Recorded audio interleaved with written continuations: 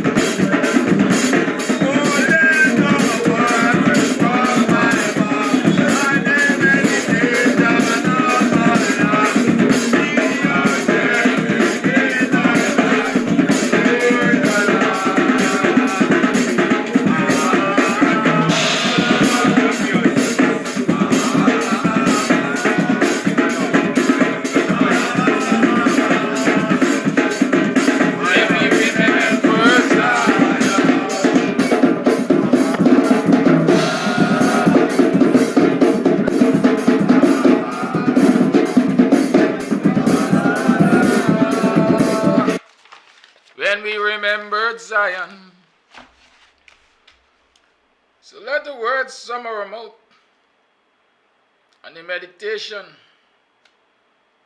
of our hearts be acceptable in thy sight. Good morning. Welcome to another program of Buxtonian Morning Time. I'm your host, Kidackie Amsterdam. It is now 6 hours 51 in Guyana. And it is sunny. It's not raining today. But it is bleaky in Guyana. Bleaky. Because when you look at what's happening around you, maybe you have a choice. You can choose to live in hope or die in despair. Because the fact is, these are challenging times and you're seeing it around you all the time. Every single day you awake to another scandal. Every single day you awake to another effort of the installed cabal to oppress and control the citizens of this country, whether they be politicians or whether they be ordinary citizens of this country. As a matter of fact, I don't know why I made the differentiation. Because quite frankly, politicians are supposed to be ordinary citizens of any country. We all are equal. We all are entitled to the resources of this country. We all are entitled to the good life. And now I'm seeing myself in the camera, I realize that I'm really enjoying the good life. Because I'm not dressed for camera. Hola, morning! Welcome to another program of Buxtonian Morning Time. Today is Thursday, and we're going to be talking about those financial issues. Winston Jordan, Minister of Finance, is going to be in the house as we talk about lots of things. I see a lot of people are celebrating. The US is championing the cause of Guyanese. I wonder if you all know what you are talking about. I will ask Mr. Jordan to explain to us what those utterances mean, if they mean anything at all, because I believe that they might be just empty words. Morning, neighbor. Morning.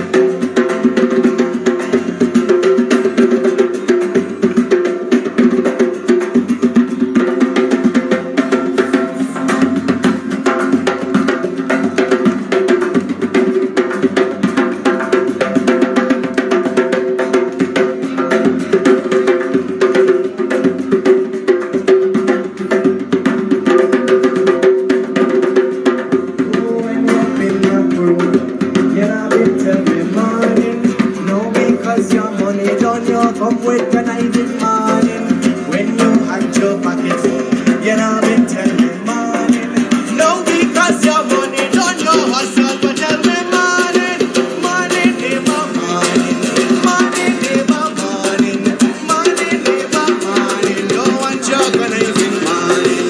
Morning, neighbor, morning. Morning, neighbor, morning.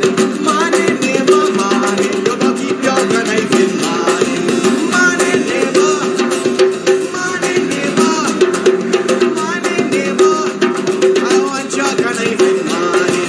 Morning, neighbor, morning. Morning, neighbor, morning. Morning, neighbor, morning. You go keep your conniving morning. I don't want your conniving morning. You go keep your conniving morning. You could keep your conniving morning. You know, some people might wonder, why it is I like this song?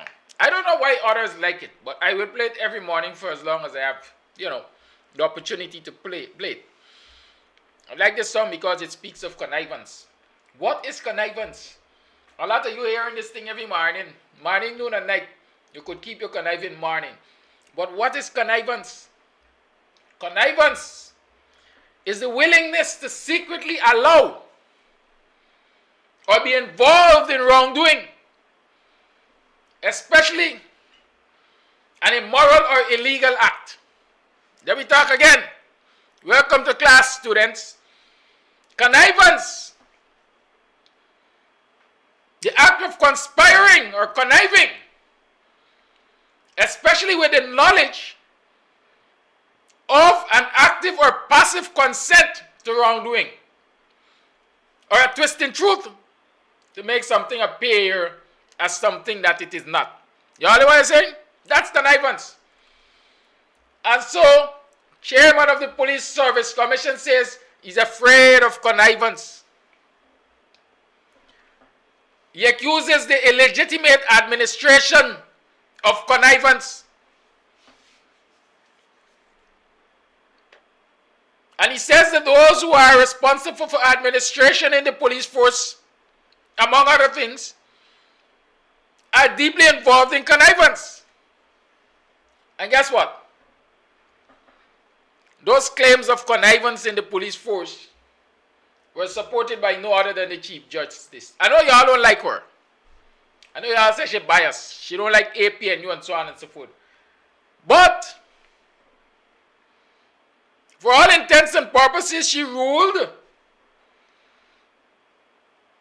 that several letters which Brutus wrote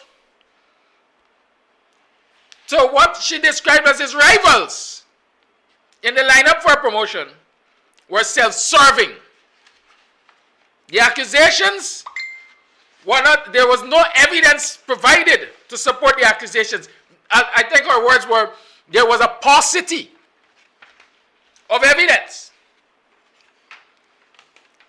And she also said basically that Brutus was in a conflict of interest position.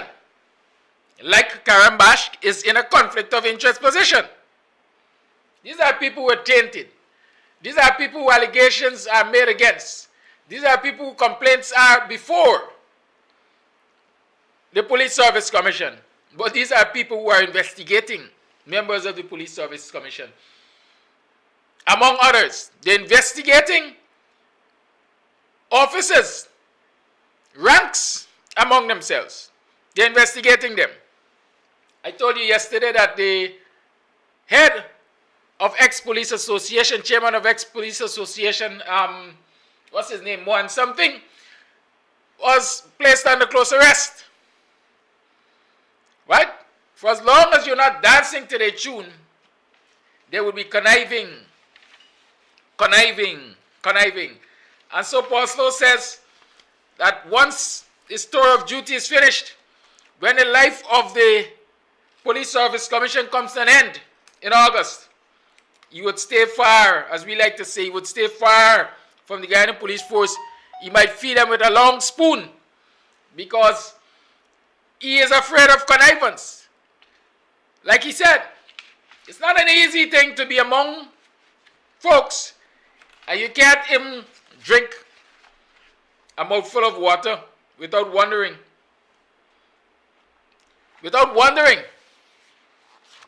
if it would be the last mouthful of water you would be taking. Connivance. Like how they give Sam Blinds Kero. Right? Kero. There are lots of other things that you can get in your drink because these folks are wicked and conniving. It is 7 hours 01. It is also the morning after Annette Ferguson was arrested. Who was she arrested by? The Guyana Police Force, Cybercrime Unit. What were the accusations? She said that a certain man, a certain, senior officer of the Guyana Police Force is going to be leading a death squad or a murder squad. According to them, that is what Annette posted on Facebook. And guess what? Soldiers are supposed to be thick-skinned. Soldiers are supposed to be able to take their punches. But this one is a wimp. That's what we call him, a wimp. Just like the Ramson child. Note I said the Ramson child. He ran to court and said that Gavin Matthews was causing him emotional distress. Well, all of them causing Guyanese emotional distress. I don't know if they notice it. Every single one of them in the cabal and with close contact and linkage with the cabal has been causing this country and its citizens emotional distress. So maybe all of them should be before the court. The opposition should have a lot of people before the court. You know what I'm saying? The opposition should have a lot of people before the court. And before I call Winston, or while I'm calling Winston, let me ask you a question. This is a trivia for this morning. What makes a media house? That's the first question. What makes a media house? And secondly, what is considered or can be considered legitimate press? That's your trivia for this morning. What makes a media house? And what constitutes legitimate press? What legitimizes the press or press operatives or those who purport to be operatives of the press or the media? Y'all answer that question for me. That's your trivia for this morning. Maybe we can talk more about that later, but that's your trivia. I'm looking for the Jordanites. Y'all ever heard about the Jordanites? The Jordanites are what I might consider an alternative religious Christian practice. We must look into the history of the Jordanites because it's quite an interesting history. If I'm not lying, I think it's a Buxtonian started it. Mr. Jordan, good morning. Good morning, Kidackie. Good morning. How are you, man? Hi there, good man. Welcome to another program of Buxtonian Morning Time. Thank you, and welcome to your viewers too. Have they released the net as yet? Well, I read somewhere in the headlines online that they have released her on her own recognizance, which essentially means that she's at home without any station bill or so on. Folks are asking if this sudden campaign against Annette is to stop a certain person from paying that $20 million. Or is it $200 million? Well, everything could be in the mix. But when I think about when that cyber crime bill went to Parliament for debate and so on, and when I think about the questioning of the bill and so forth, I'm wondering in hindsight whether taking it to Parliament and passing it into law was anything of benefit, because unfortunately it's now being used as a weapon against free speech. I did hear some comments in that regard during the debate that it was an attempt to abridge free speech and so on, and there were assurances. But now this piece of legislation is now being used as a weapon against free speech, and I'm wondering where are the free speechers and all the other people? But like in anything else in this country, again, as I indicated, this country is so one-sided that it recognizes only one side. It recognizes only one side, and the other side is there for persecution, essentially. And that is what has been happening, as you see, post-August the 2nd, with a frequency that is more frightening than the floods that we have had in recent times. So that will be my take on what has been happening, really. The question is, what do you do when you are confronted with such behavior, for want of a better word?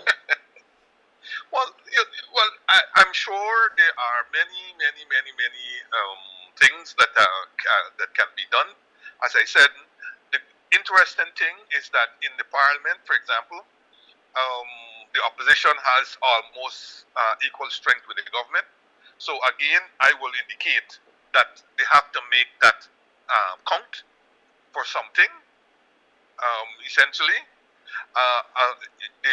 If you go by the numbers that were given to the opposition in the last elections, then supposedly there's a mere 15,000 votes that separate the opposition from the government, and therefore the opposition has considerable strength in terms of numbers that they can use and show their show of strength. There's no question that was the approach that was taken by former President Desmond Hoy, and he did draw the attention not only to the government of the day, but he also drew attention internationally and regionally. So you have to make as I said, the tools that have been given to you are the tools that you have to use to put forward and get your case going. You have the courts. The courts is stacked with cases, and a lot of cases are buried there just waiting to come up. But still, resort to the courts and pushing your case can get you some place. There are a number of things that are within the realm of legality that can be used to get your position across, and it's a question of examining those pieces of instruments that you have and deciding when to use which to get maximum effect, so to speak. But don't forget, your enemy is also watching you, and they are watching for the chinks in your armor. And for me, they have apparently done more investigation than you have on them, because they know where your chinks are, they know where you are vulnerable, and they are working day and night to ensure that vulnerability is not the vulnerability is not weakened, but is strengthened. So they are strengthening your vulnerability, and they could watch it. They're watching the country temps that's going on in the PNC, right? The biggest party in the APNU. They watch at the country temps that is going on there. They watch at the various factions that are pulling against each other, and they know simply a house divided will never stand. So all they're doing is ensuring that house stays divided, so that they could march soldierly on, in their machine up of this country. There's no question that is what is happening. If you had a strong and united APNU, and then strong and united coalition, I hardly think, that this could have happened in the manner in which it has been happening, and the frequency with which it has been happening. But for all intents and purposes, you have a very weak opposition. You have a very disunited opposition, and the main party in the opposition is at its worst, I believe, since Bonham formed that party, essentially. So all of that are acting as negatives against what you can do. But there seems to be, meanwhile, while all that's going on, there seems to be little rays of hope on the horizon. I noticed the attitude of the U.S. government, the Biden administration in particular, seems to be shining a brighter light on Latin America, and they're including Guyana in that. And within a short space of time, we have been seeing messages coming out from very important legislative people in the Congress, pointing very diplomatically, but clearly sending a message to this particular administration that we're watching you. We don't particularly like what we're seeing, but we're just tickling you for the time being to tell you, your slip is showing, and you need to do something about it.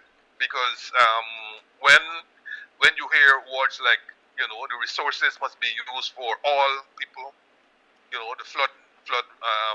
flood resources must be and people must be looked at for all ethnicities. When you hearing those things coming out, you know that it has attracted the attention of key people in the political administration, and they're letting you know that we are watching. Now, you could ignore that at your peril, you understand, or you could take those small diplomatic messages and begin to get your house in order.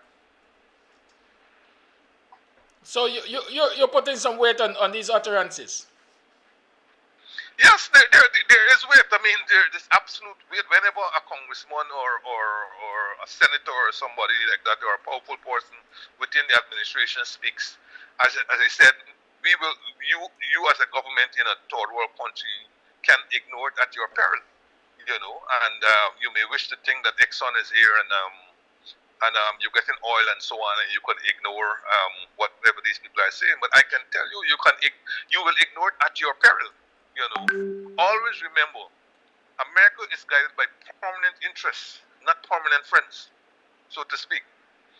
And if that is the case, then you might have been a favored boy under the previous administration, but this administration is indicating to you, while our interests remain your oil and your other resources and in good relations and so on, we're not going to be doing it at the expense of climate change or security or inclusion, and real democracy, so to speak. That is what they are suggesting and indicating to you.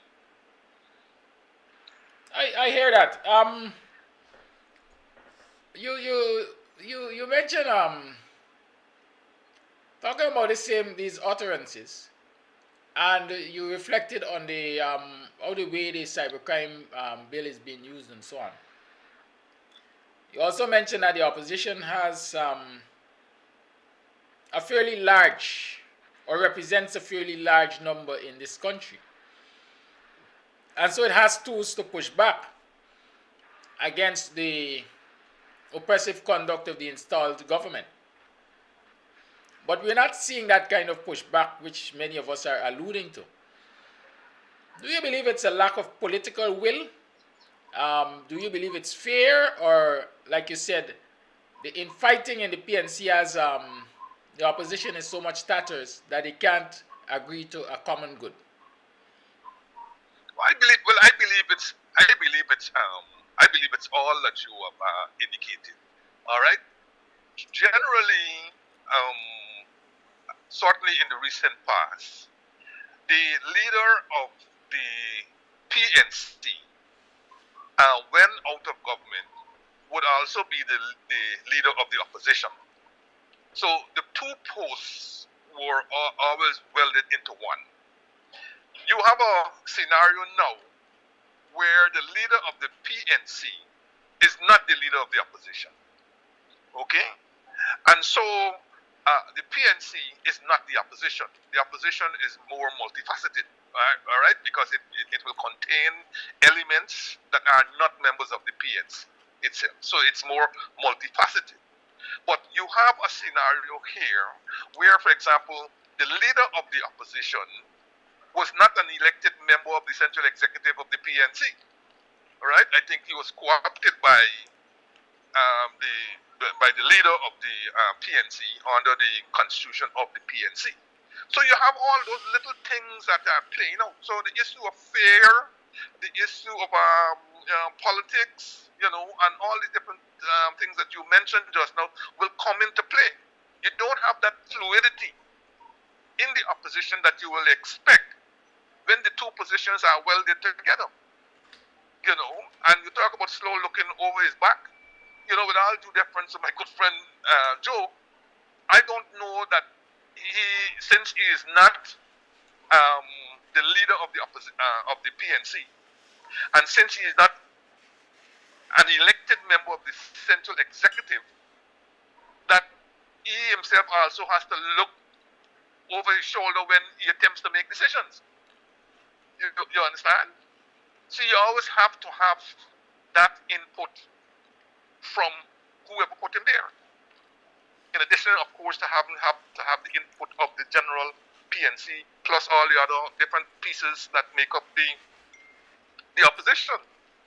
So he has his work cut out for him, essentially, and he has to walk somewhat of a tightrope between what he wants to do and what his quote-unquote master wants him to do.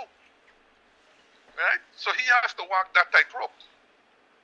Unfortunately, and sometimes in walking tightropes, as risky, and as dangerous as they are, you have to consider your own health, your own longevity, political longevity in this case, and so on, and your own ambitions and goals.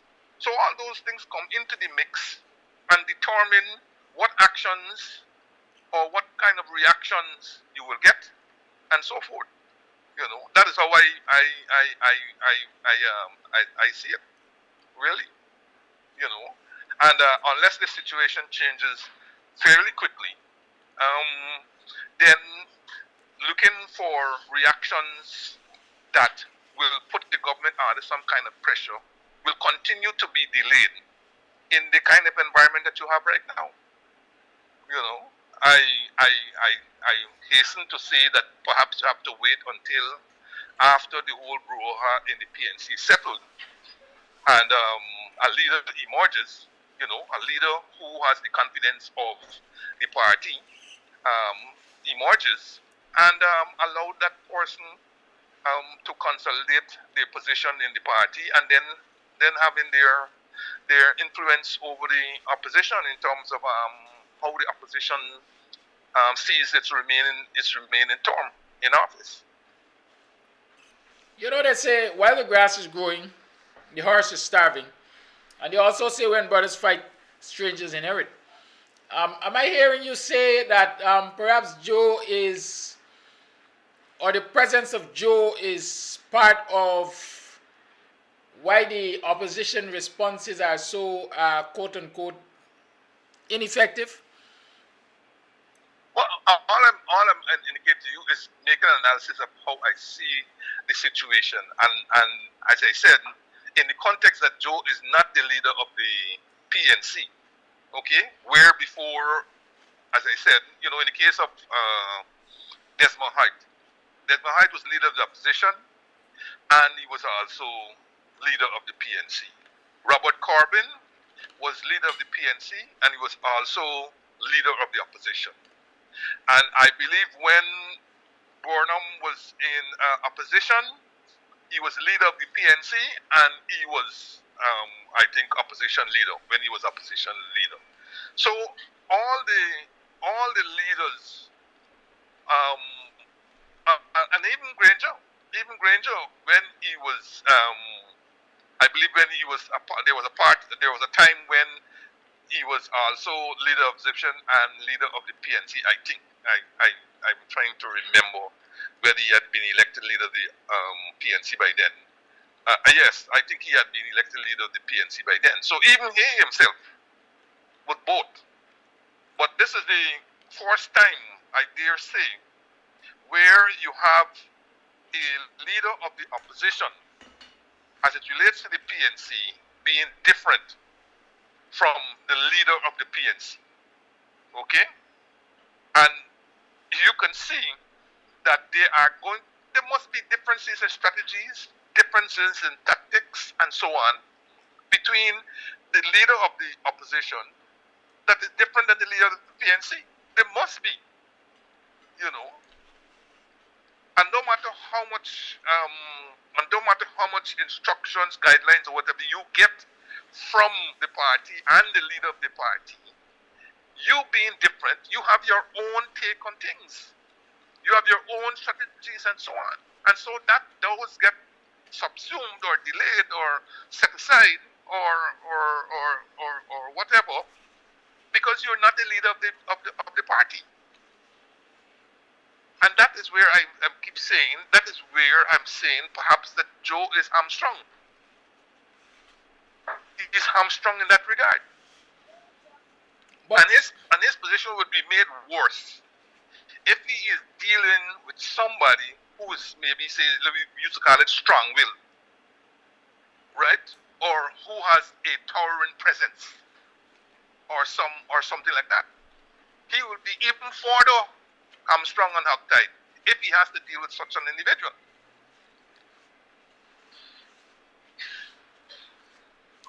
so it begs the question, when will the national good triumph or trump these personalities and these factions? My friend, well, all we have to say at this stage is all good things, well, all things do happen in the passage of time. You know, I couldn't tell you it will happen tomorrow or it will happen next week or so on. But I do know it happens faster with greater agitation within. Okay? It does happen faster with greater agitation within. My hope is that it could have happened yesterday so that we have a clearer part of what the future holds vis-a-vis the party in opposition. But that part right now is extremely blurred because you don't know when they're going to have their confab as it relates to when it's Congress and all these kinds of things. As I said, I'm not anywhere near that.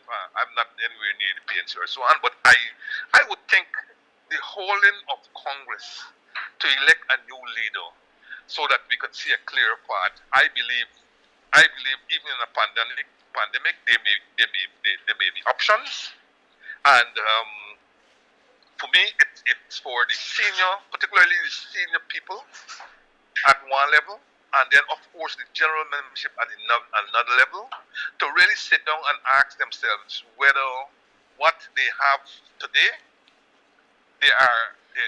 that they are getting the maximum benefit from. As an outsider, I could say unabashedly no. They're not getting. In fact, I don't even think they're getting anything out of this present situation. You know, and it cannot hurt or lose if they make a serious attempt to change the present position that they are in, so that they can start seeing the benefits of their long struggles and their fruits and labor. I mean, that is my take as somebody outside watching on and looking in. And even though I'm not a member of the party and so on, I strongly admire Burnham and what he has done for that party. And I would hate to think that a party that, however you put it or however you want to see it, is still looked at as the representative of a substantial section of the black population in Guyana. I will hate to think that it will destroy itself. It will destroy itself over the factions that have built up. It's not for one. Desmond had his factions. Desmond had a whole set of factions in there. But ultimately, as strong-willed as he was also, they were able to patch up their differences, I think, and then come to think. You can't dissipate your energies into negative fighting when the real fight that you should be fighting is going on, even without you. Even without you. You honestly think a strong opposition that is so close in Parliament, you think that a strong and united opposition would have gone, this is what, July the 4th, we're into almost 12 months. Right? 11 months gone so far of a government that has zero respect for the opposition and ensures that the opposition is involved in no part of national life. You really honestly feel this is not an opposition that only won 2 seats out of 65 in the last election, or in the case of Barbados, 1-0 seat, and effectively there's no opposition. This is the opposition that supposedly was given 49%, 49 point something percent of the seats. And yet still the government has been able to skillfully exclude the opposition from any part of national life for the past 11 months. And they have been able to do that without not even a coin, as we say in Creelys. You really think a united opposition would have allowed that to happen? So when we see little bright rays on the horizon of United States congressmen and senators and so on making comments to the effect of inclusionary democracy and involvement in the opposition and so on, right? Those are important steps. But it's also pointing locally to the opposition. You also need to get your act together. Yes, we support you in the initiatives that you're seeking to get involved in the national life. It should not have come to where it is today, that the opposition is effectively excluded. In everything, excluded. Even in Parliament, it's excluded. Even in Parliament, it's excluded. Even in areas where the opposition has a full outright, the government has encroached in its areas. The removal of the public accounts chairman, for example. The appointment of the deputy speaker, for example. Even in those areas, it has been excluded. And it has said a couple of noises in terms of words and so on, and essentially has put its tail between its legs and it's run away. Well, I don't know that that is representation, and I don't think the people out there feel that they are being represented effectively where those are concerned. You have said a whole lot, as we like to see a mouthful. I like to go places that others dare not. While in government, it appeared as though you were one of the confidant of Mr. Granger. Have you been able to whisper anything in his ears recently about this status quo? I don't discuss party matters with we haven't spoken in a while, to be quite honest. As I said beyond this program here, I really keep to myself, and I interact a couple of times with our MPs whenever they seek out my guidance. In fact, right now one is seeking out my guidance even as we speak. But I have not been close. As I said, I wanted to walk away from that political scene a long while. I've got an opportunity to do so, and I'm happy doing what I'm doing right now, which is virtually nothing, beyond helping my grandson with his virtual learning. After a year, after August 2nd, I will think essentially what next I want to do. But right now, I'm enjoying this here. Really don't want to get wrapped up and involved in politics anymore, essentially. But there are those of us who believe that the country needs you, man. We will have to picket your wife and son and say, free Jordan, let Jordan be. We need Jordan. Don't ask what your country can do for you. Ask what this Jordan family can do for the country. No, I see that in a different role, but not the role that I had before. Not the role that I had before. As I said, I'm not completely gone. As I said, a number of the MPs seek out my counsel and advice and assistance, and I readily do that and hand it to them and so on, guide them where, so on, put up some briefs for them and so forth. I guidedly do that for them, but I also indicate at the same time that in grooming them that, listen, you have to really do the grunt work, even the research, because I said that when you do research, you find out things that you never knew before. And you're guided into other areas, and you find out even more things. that you not you didn't know before. Even as I help them and I do the research on the research, I'm finding out things also. So it's part of the grunt work that they have to do. There's no shortcuts. There's no shortcuts to it, and they will come out eventually smelling like a rose if they do that rather than take shortcuts, so to speak. Yeah, You know, but at my level, I think when you look at some of the people who have been dropping off of the wagon of the PNC and they talk about youth and all this kind of thing, that is one of the, and let me step back a bit for some of the, there's one troll or two who comes on your program who likes to say, well, Granger didn't like Jordan and that's why he kept him out of parliament and so on. Well, obviously I know he must be joking making because I'm the one who indicated that I don't wish to continue being a politician, don't wish to go back into parliament. And most important, I wanted to see young people be representing us in parliament and, wetting their feet, wetting their hands and so on. Obviously with guidance of people like myself. And I'm just happy that a number of young people are there.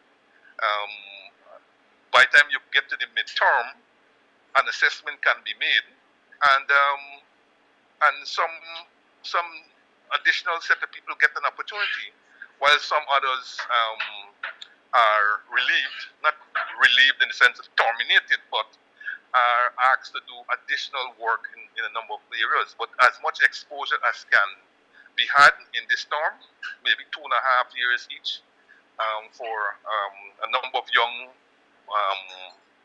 persons to get their feet wet and so on, and start to get a feel of working with the elder folks and so on, I think can help build a cadre of young to middle age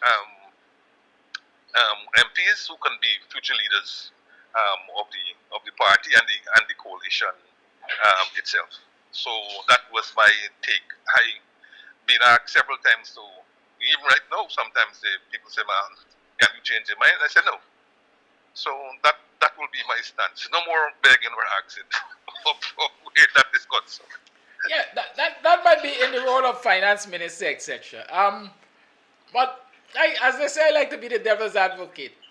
I know Granger, Mr. Granger became an integral part of the PNC, if I can say that, when they were basically searching for a consensus candidate, right? Because there was a similar kind of infighting, and perhaps in order to settle that and to put to the populace a leader that was more acceptable in the eyes of the Guyanese people, if I can say that, Granger emerged as a consensus candidate. Were you to be asked to play that role? No, I won't, because look, again, as I said, I see something that is fundamentally wrong. If you cannot find a candidate among the folks who have struggled with the party from day one or for a considerable time, I think something must be fundamentally wrong for you to be going outside of that framework to say that you're finding a consensus candidate. That somebody who has no understanding of the party, doesn't understand its culture, doesn't understand the people who the party represents and so on, and you bring in somebody outside and call them a consensus candidate. I don't feel that at all. The party has to sit and put aside all of its devils and so forth and find somebody. And I believe there are a number of people in the party who can play that role. The unfortunate thing where we are concerned is that we allow our fighting that starts inside to come open. So the neighbors here, you're cussing out in the bedroom, and you're unsatisfied, you bring it out in the yard. Okay? And now you get a big show. And you know what's happening when you get a big show? When nobody hearing you, you're all right. But now it's a big show. Everybody on and everybody egging on this one and egging on that one and so on. And then before long, the whole thing gets lost. And that's exactly what you have here. What you probably need is an elder statesman do in the form of a Doc Reed. You know, I don't know. Green perhaps can play that role. I don't know what is his position in the party and so on. To sit down all the people and say, listen, man, the party is bigger than all y'all. He Green himself found that out. That the party is bigger than the man. You know, the only person conceivably in that entire party who could say he was bigger than the party is Burnham. Because he could have left the party and formed another party and still have the same followers. But there's nobody in the PNC subsequent to him who could have done that. With all the talk that I'm hearing of Norton, going to form the party. Yeah? with all the gaff about Norton, you still believe that? That what? Norton can leave PNC and go and form a party and get the same set of people that he will get if he stays in the party? Yeah. No, that can't happen. Trust me. All right. Mr. Green, look, Hammy Green, everybody knows. Hammy Green, outside the border, was one of the most popular person this country has produced. And there's no question about it. Absolutely no question. But when he left the party in post-1992, right? Post-1992, and attempted to contest the election in 1997, I think it was the next election. What happened to the GGG? Yeah? What happened to the GGG? The two behemoths in Guyana is typical of them in the rest of the Caribbean. There has been no successful attempt to leave one of the two key parties in Guyana or in the Caribbean. No successful attempt. Mr. Jordan, Yes. I'm loving this discussion this morning. You know why? Yes. Rumor has it that Mr. Granger, Amna Ali, and others in Mr. Granger's camp are planning to leave the PNC and adapt the AP and USD party. You think they will survive?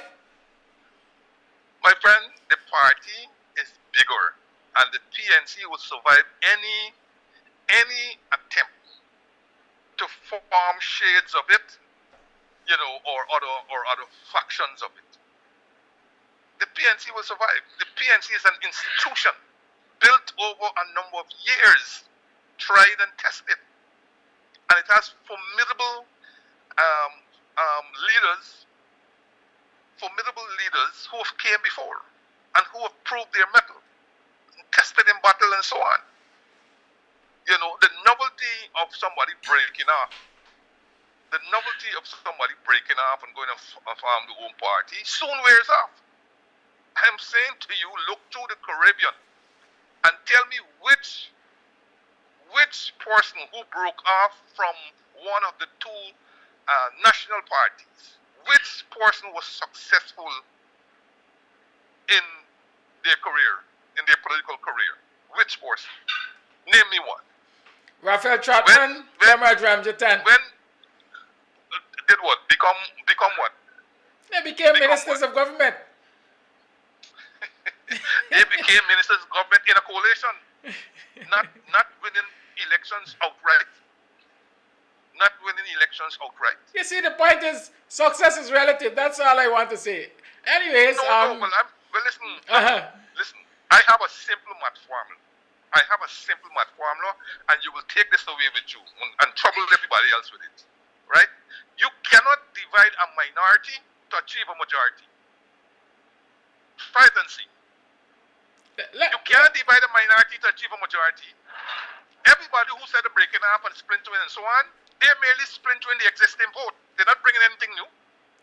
Got you. And once you drop off and all this kind of thing, you can only go and join the other major party if you want any political or economic or success. You can't go off on your own. What you think all them little piano thing that is called parties that came up during the last election? Where are they today? Tell me now. Where are they today? They're around the table with the PPP. That's right. They cannot exist on their own and make a difference on their own. Nobody listens to them. And why you think Mr. Deputy Speaker and all them? Eh? Do you know what's the name of the party that the Deputy Speaker is controlling? Do you know any name of it? Eh? I saw an interpretation of the name the other day. I dare not say it. Yeah? You understand? I mean, that is these parties are not fly-by-night parties. They're institutions. There are institutions. Okay? It is very, very, very difficult to form a party that seeks to attract the supporters of one of the two major parties. The person that came reasonably close, and he was shut down very early when he was making inroads, was Ravi Dev's Roar Party.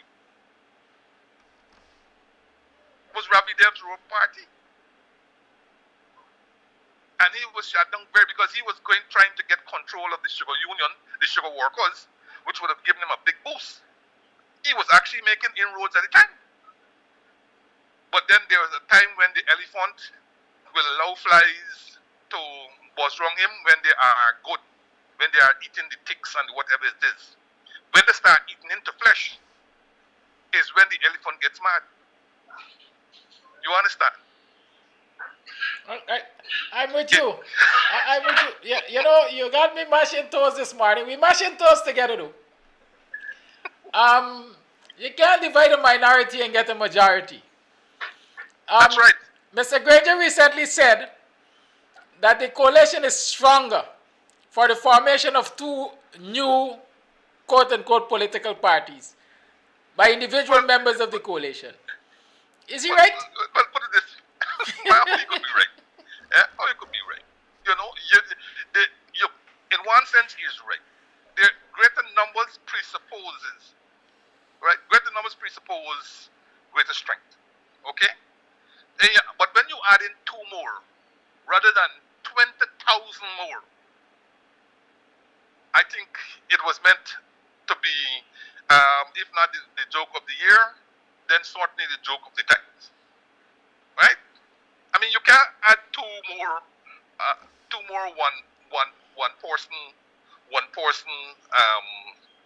parties. The very parties that you railed against going into the last elections, and then claim today that you are strong and so on. So that you know, I mean, I don't know if in his quieter moments he regretted ever saying that. You know, because it probably was made tongue in cheek, or it was made to push back on his detractors and so on. But clearly, he could not have been serious in saying two one-person parties have made the coalition any stronger. I mean, they survived. I mean, I know they survived with my good friend Keith Scott's party. We used to trouble him with the one-man party that he had. He said, "You like the one-man band." You know, it's a one-man party. But I don't think the coalition will survive with many more one-person parties at all.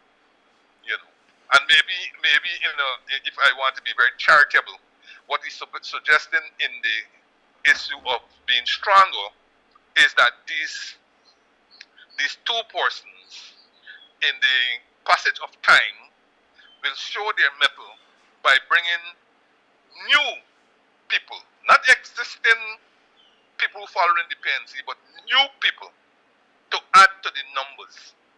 Because if you're bringing existing people, all you're doing is my mathematics. You're dividing the minority in the hope that we will achieve a majority. That will never happen. It will never happen. I follow you. I want to leave that there. Enough said on that. Continue along the thing of national issues. That court case has come to an end. Butas lost.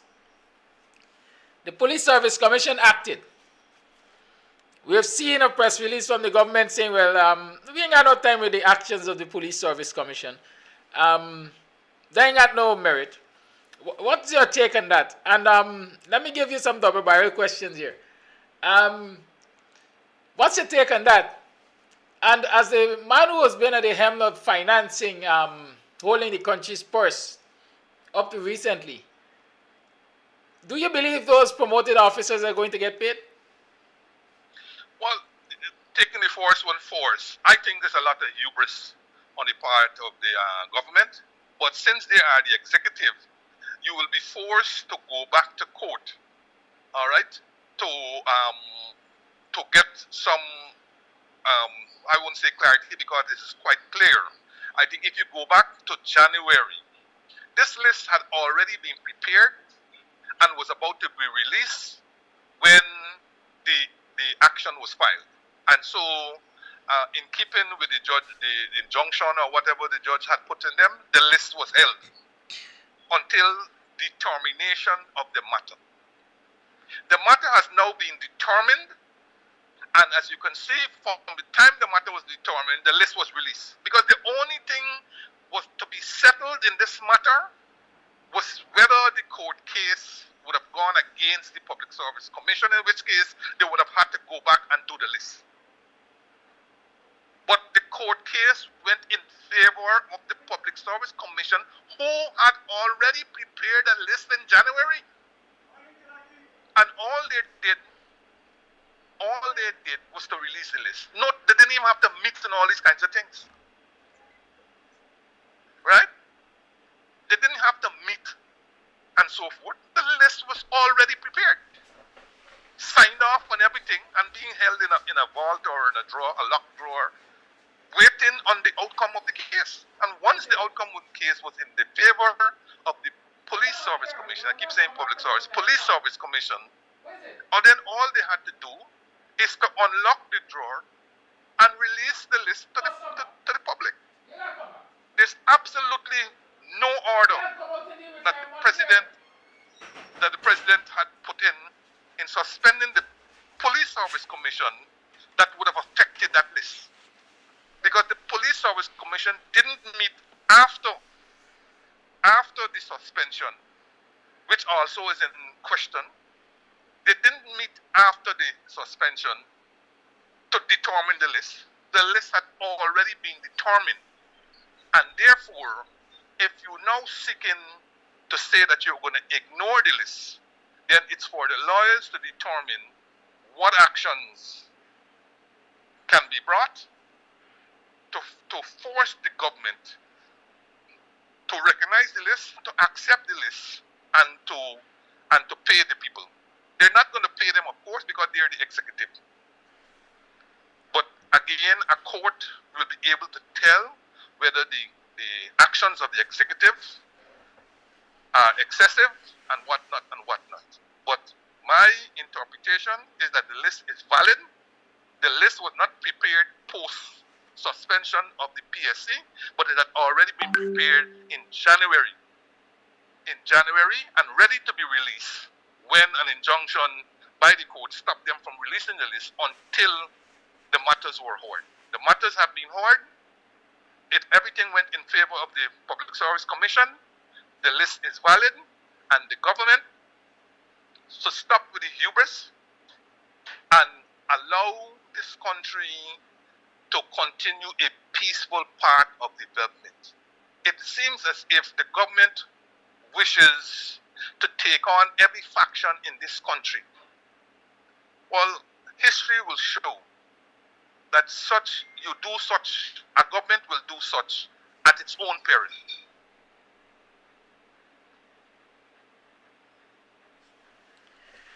Right. We are.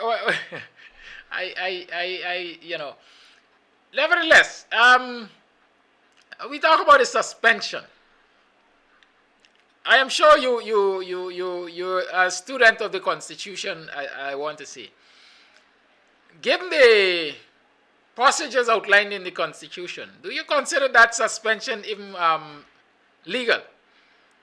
Do you think it has force? Even Ray Charles, Stevie Wonder, Jose Feliciano, all of them, on reading the Constitution, even by Braille, it will tell you that the procedures for suspending the Police Service commission were not followed. But you know what I'm worried about is this. If you go by Nandlal, he says only the president can, or a court can, rescind the order or reverse it, or whatever the case may be. You are saying to me then that the president can wake up one day, knowingly breach the Constitution, refuses to reverse or to correct his breach, and then say, I'll you go to court, and leave it for the court sometime afterwards to come to the decision to say, indeed, the president breached the Constitution. In the interim, what happened? But you see what these people are doing? So the president doesn't want to reverse his order. He said, go to court. Or his attorney general said, yeah, go to court. That is going to take some while. It involves expenditure, right? It involves expenditure, monies that you may not have, and so forth. But you see, you understanding how people's freedom and rights and liberties now are being curtailed on the backs of finance, time, and judicial intervention. I don't think people have really understood what is happening here. As outlined in the Constitution, the president did not follow the procedures. Why do I have to go to court?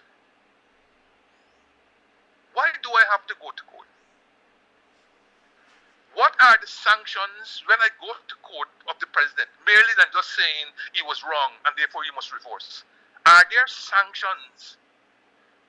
You know, you had this situation there in Pennsylvania yesterday, or maybe earlier in the week, where the Pennsylvania Supreme Court have reversed the decision in the matter of Cosby. Okay, and when you looked at the grotesque infringement of Cosby's rights, where you agree with an attorney general, whoever he was, certain things that you're going to incriminate yourself in a civil suit, so that you're not prosecuted in a criminal aspect, and you go ahead and you incriminate yourself in a civil suit, and then you paid over $3 million US to the woman who's brought the charges and so on. But then when the attorney general with whom you made, or the prosecutor with whom you made the deal with, when that person is changed, a new one comes in and prosecutes you based on what you said in the civil suit. And I don't even understand why they didn't even have the judge who was dealing with that matter and the jury found the man guilty and so on. Why he couldn't even say, well, listen, hold on. This thing stinks to high heavens. That man had to spend 3 years in jail before the Supreme Court ruled that this was the egregious,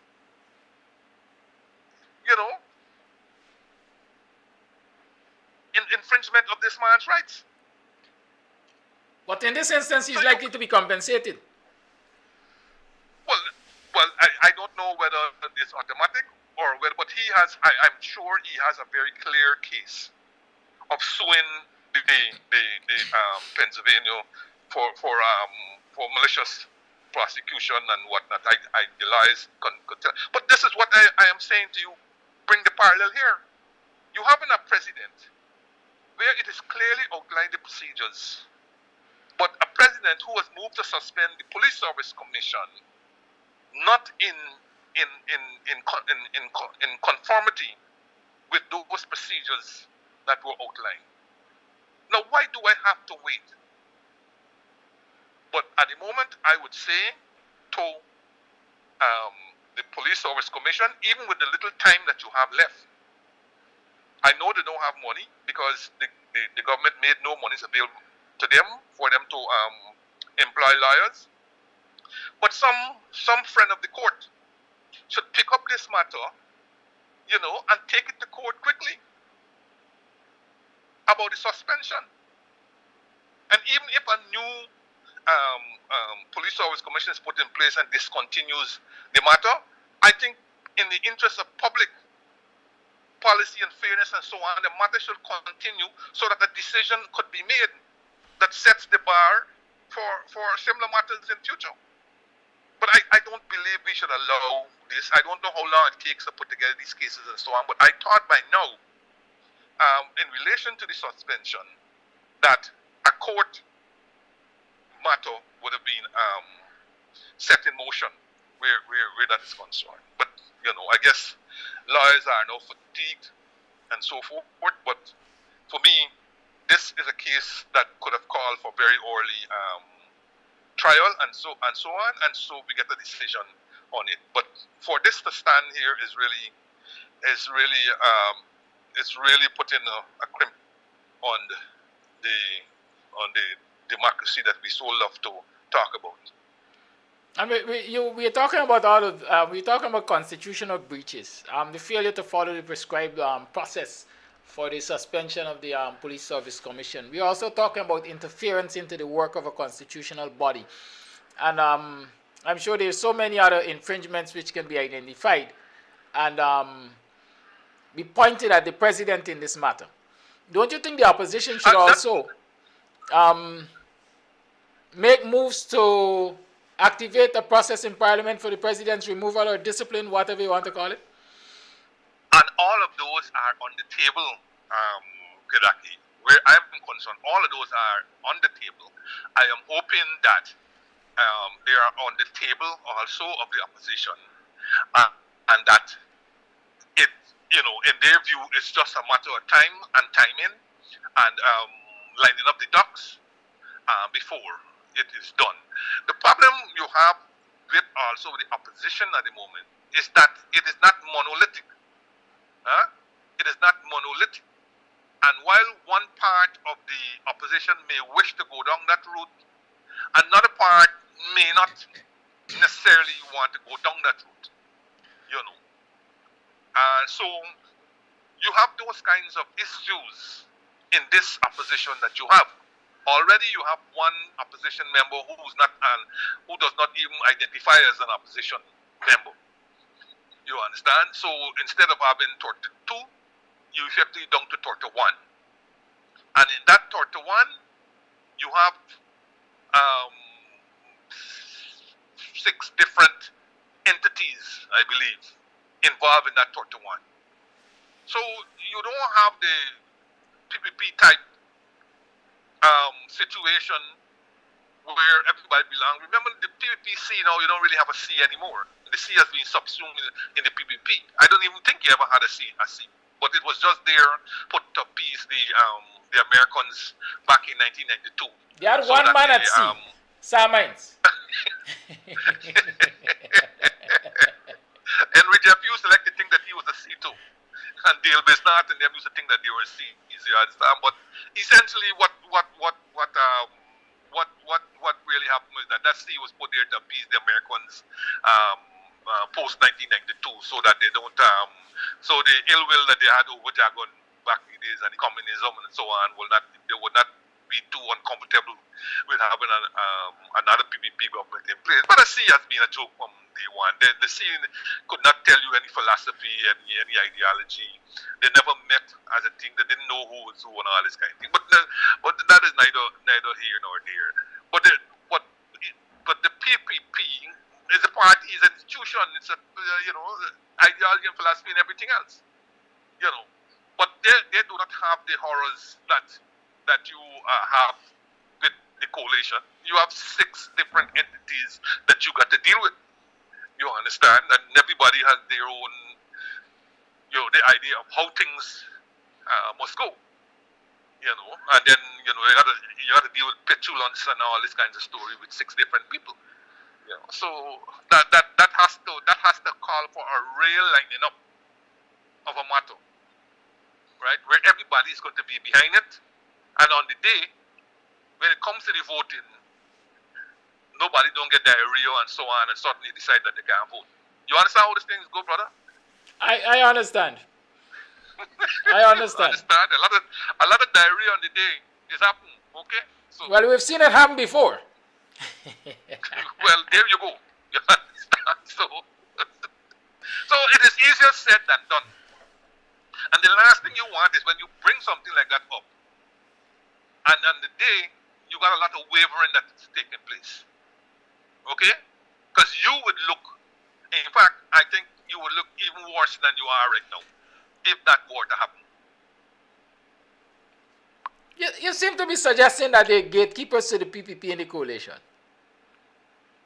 Well, no, I'm not saying that. But in any case, I will say it quite bluntly.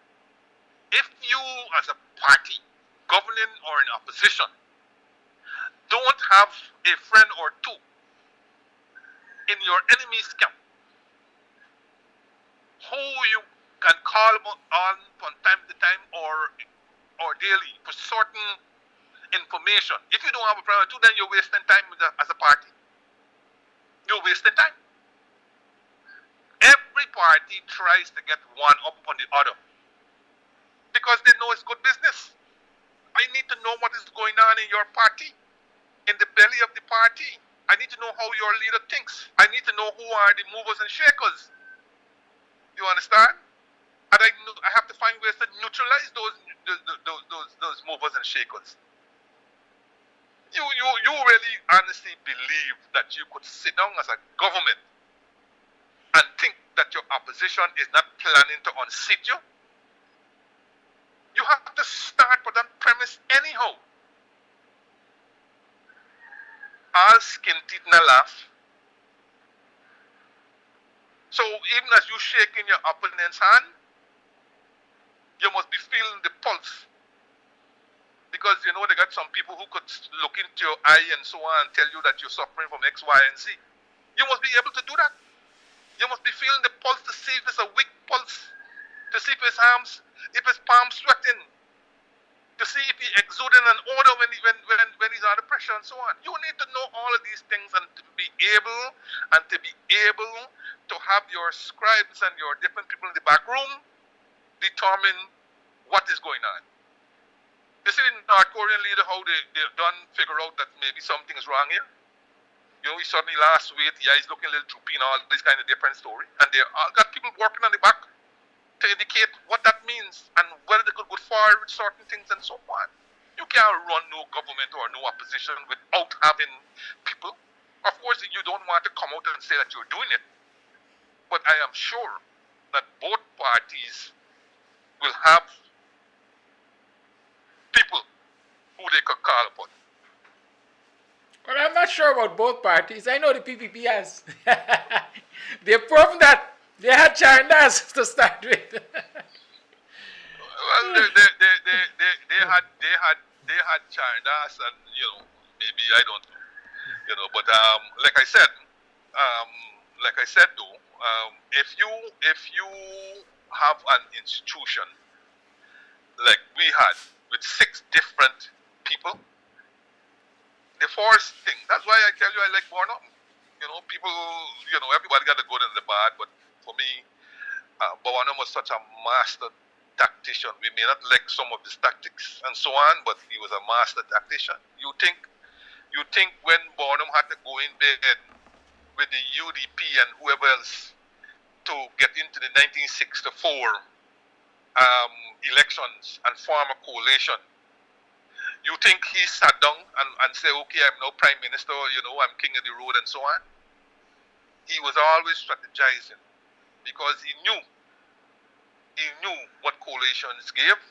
And by 1968, you figure out what he had done already. He had bought over many of them. Some of them running around still today, talking this and that. But go back and see the history of that. But by 1968, he had determined the difficulty of managing coalitions. He didn't need it, and he needed a party like the PPP. Okay, and as they say, the rest is history.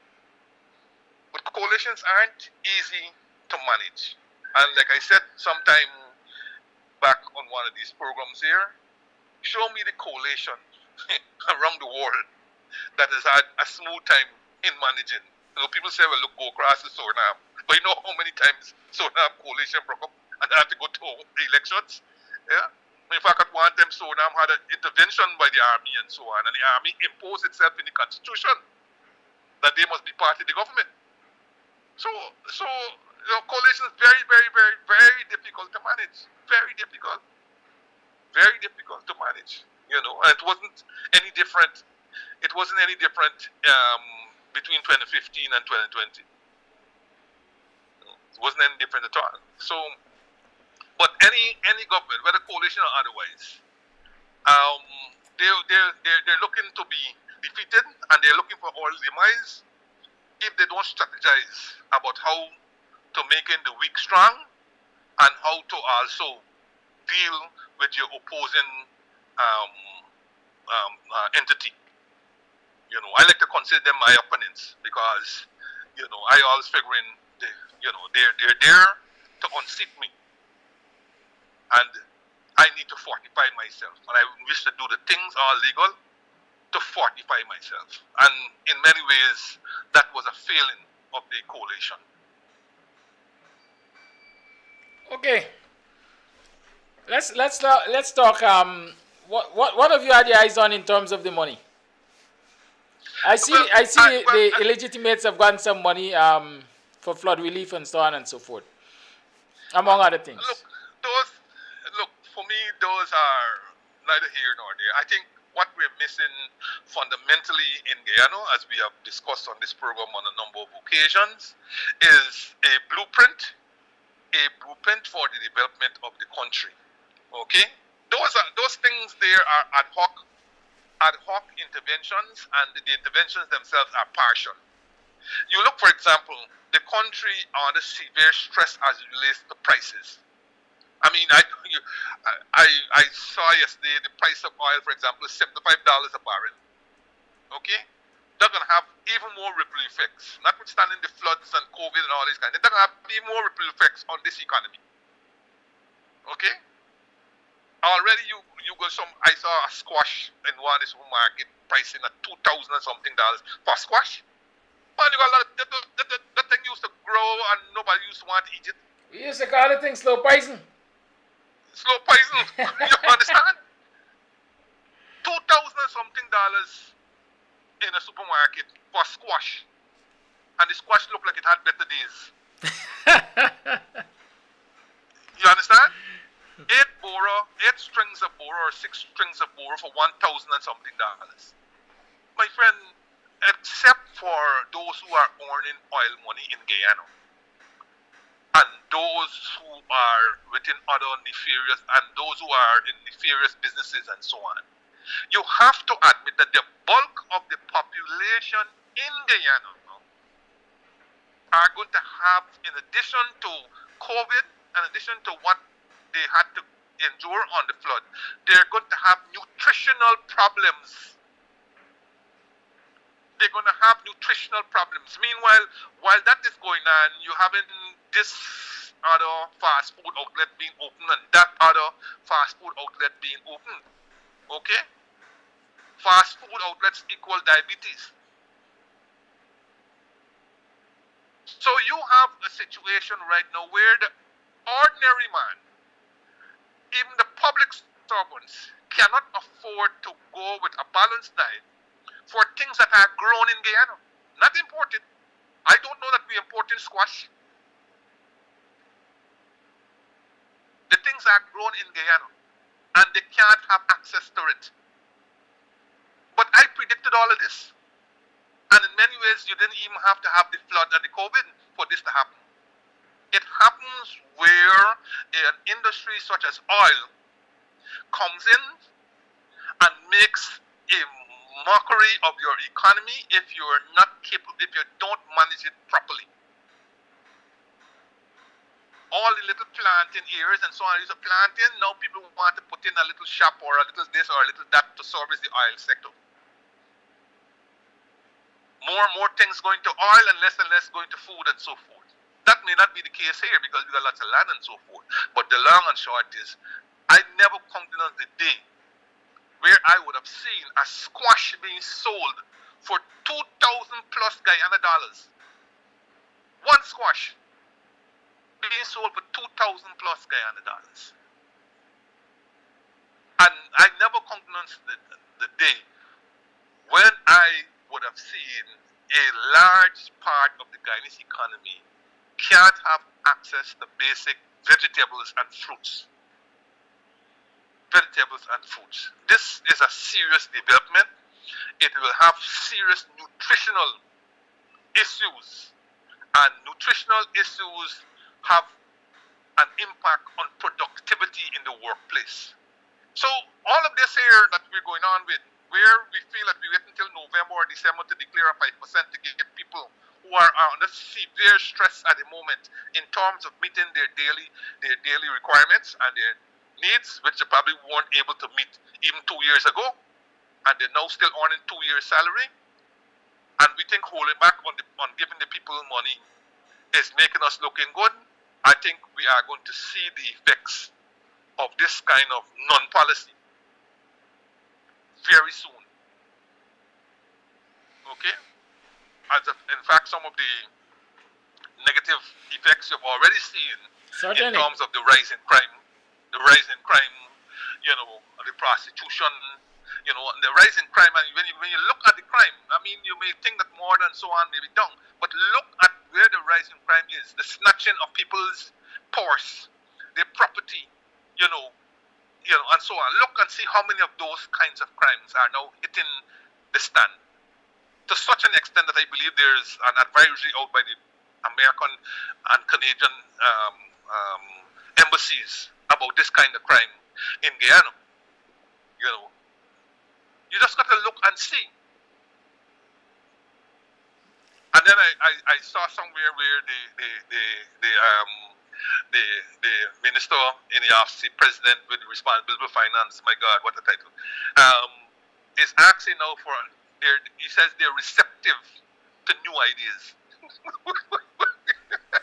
Well, look, Kidackie, I'm not going to give you any new idea on this program. Okay? Because they've been listening. Like you, we know they've been listening. I need financing. So I'm not giving any new ideas. Like you, we can't continue to exist by just giving freeness.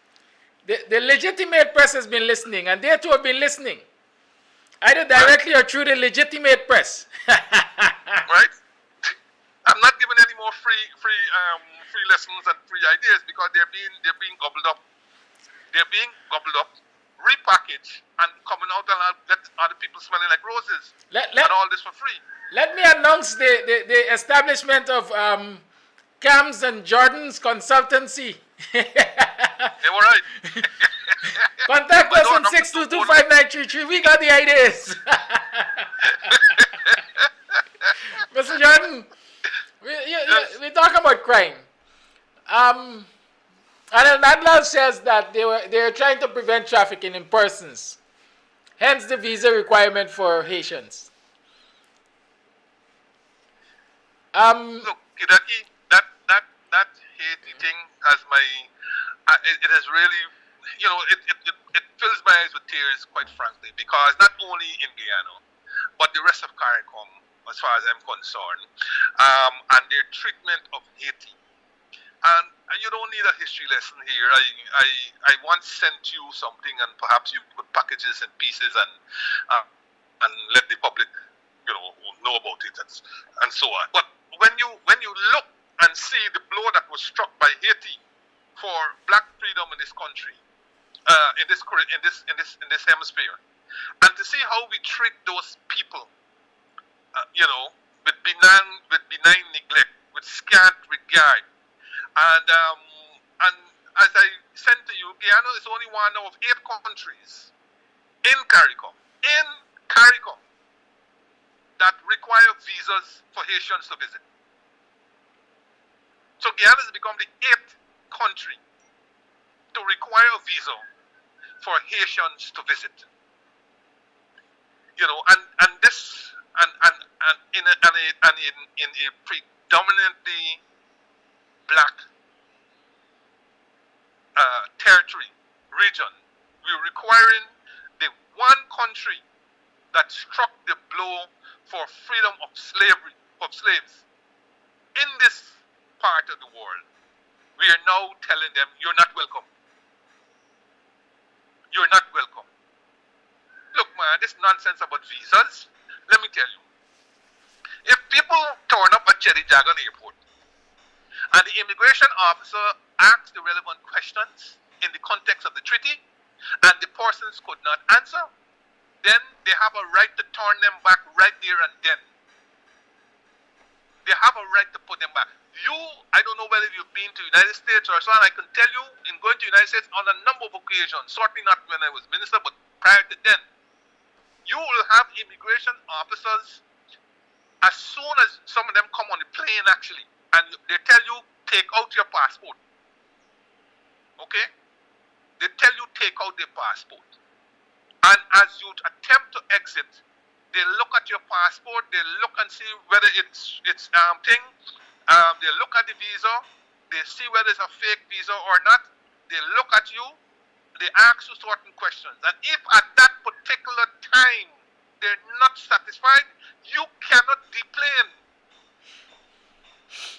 You cannot deplane, and you have to stay on that plane until that plane is turning around going back to where it come from.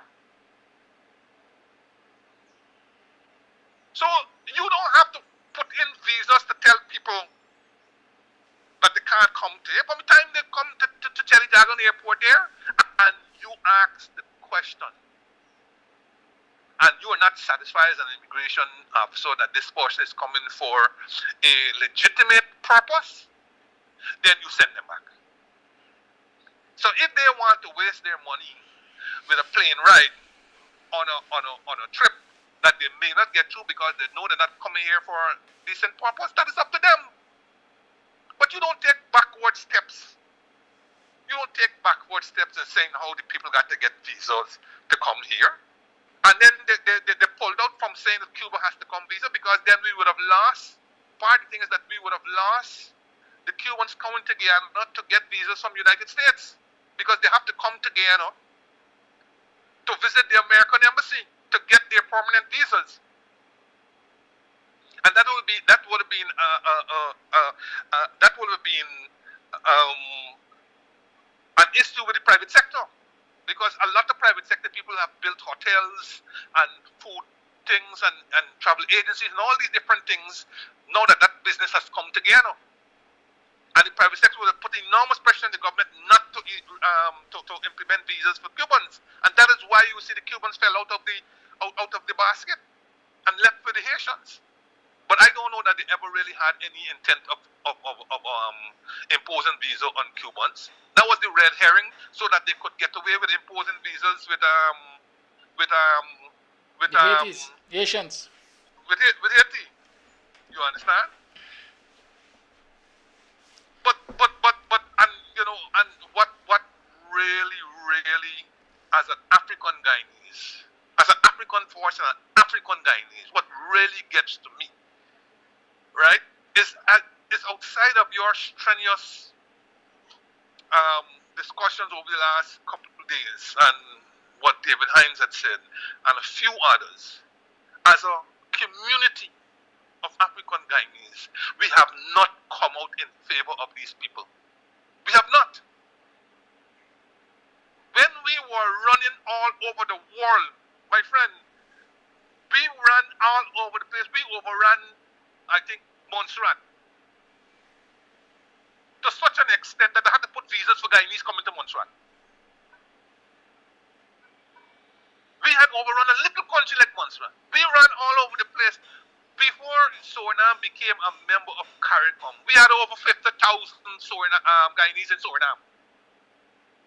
Another 40,000 in Venezuela, where we couldn't even speak the language. How much thousands of us are in Brazil, where we couldn't even speak the language? And of course, not forgetting Trinidad, Barbados, Antigua. How much percent of Antigua's population today is Guyanese? All over these places. Trinidad never implemented a visa after the Guyanese were overrunning Trinidad. And as bad as Barbados bench was Barbados never implemented visa to stop Guyanese from going in there. They never, and no country, with the exception of Montserrat, because we had run over the people country too much. And Montserrat is still a dependency of Britain, and Britain is still in charge of foreign policy of Montserrat. And so they had said enough is enough, and they put in a visa. But none of the regular CARICOM countries, the independent sovereign CARICOM countries, had implemented a visa when Guyanese were running. None. But our thing is to implement visa to stop Haitians coming and come up with some foolishness. We didn't ban Haitians from coming. All we saying they could get visa. Let me tell you something. Haiti speaks French. There is no visa issuing authority for Guyana in Haiti. I don't believe the council, we don't have a council there. We have a council, honorary council. I don't believe the honorary council in Miami can issue any visa. What it is that you're trying to tell people.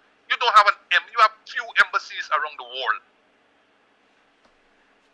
And only these embassies issue visas. So what is this you're trying to tell people? You ban the people effectively. You ban the people effectively from coming.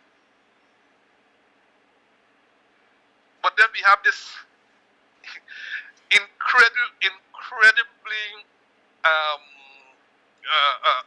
incredible foreign policy of allowing unlimited numbers of Venezuelans to come to Guyana in the name of refugee.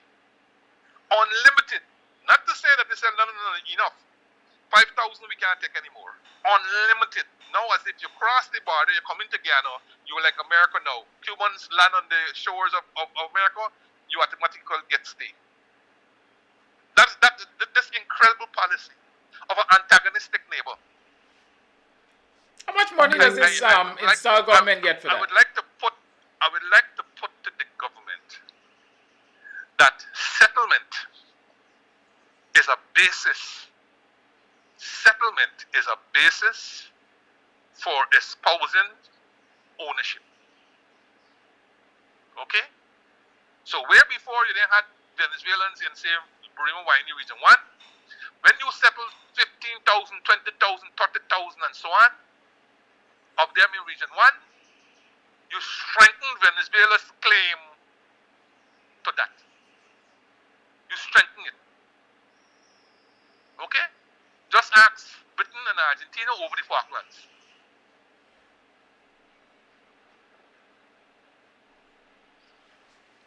Good. I think this is where I'm going to allow you to run. It's 8 hours 24. Right, you tune to the Buxtonian Morning Time. Mr. Jordan, you have any other bits of pieces of wisdom to share with us before you leave? Well, like I said, the other pieces of wisdom, I have decided that for the time being, they'll have to. You have to consult the consultancy. They'll have to consult the consultancy because I think giving people free financial and economic advice and allowing them to repackage it as it is their own and so on, I don't think we are going to think. And after last week's NISIL, where I gave an elaborate rundown, and a certain newspaper called me now, I'm thinking that they're going to give my side. All they're looking for is to give parts that to make the coalition look like if they were I think. Meanwhile, they gave the other side full blast to blast the coalition. Well, if I ever thought that the so-called national press had any modicum of decency in them to allow both sides to be heard, that one convinced me that is a waste of time. I'll stick to my little KAMS TV for the time being and let the rest go wherever they want to go. You're sticking to the non-media house, illegitimate press. That's good. Thank you, sir. Thanks for the vote of confidence. Thank you, my brother. Stay safe. The COVID right now, I think, is 469 with 71 in June, and they probably will come up with a little bit more as they think. But 71 makes June the second deadliest month. And the amazing thing is that the last three deadliest months, the last three are April, May, and June. April, May, and June. A period of heightened, forget it, I will see you next time. Bye. I shall not be counted among the dead. Have a great day, sir. Bye-bye. Yeah, so we have had the input of Minister Jordan there. It's always enlightening to listen to him, you know. I don't know. Welcome to KAMS TV. We're broadcasting to you live from the studios of KAMS TV in Buxton. Buxtonians lead the way, eh? Others follow. And we're coming to you live on Facebook. Not because we wouldn't like Spectrum, but because we don't have Spectrum. And if we're doing what we're doing here, without Spectrum, the illegitimates are shuddering in their boots to think what we will do if we have access to the national airwaves. Give us a radio station. Give us access to a television station.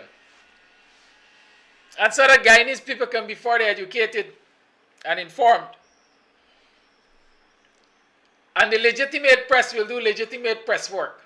Well, Laroy, Mr. Morgan, are you on the live? There's a big competition for the Shade Boss. Who is going to be Shade Boss of the Year? As we were saying, I opened the program by asking you, by leaving you with a trivia. What constitutes a media house and what is considered legitimate press? How does a media house or the press gain legitimacy? The lines are open. 6225933 is the number to call. Call and let's talk the thing. We have a lot of things to talk about. Mr. Jordan has laid out a lot of things which we have been talking about. And you know that there are lots of other things which we can and will talk about. I will not associate myself with the Guyana Police Force after August 9th, when the life of the Police Service Commission comes to an end. Because it's a frightening thing to be there delivering a lecture and your throat dry. And you're scared to drink even the bottle of water that they give you. That's a damning statement. Paraphrased. That's a damning statement. Coming from Mr. Postler, Assistant Commissioner of Police, retired. This is a man who served the Guyana Police Force for more than half of his life.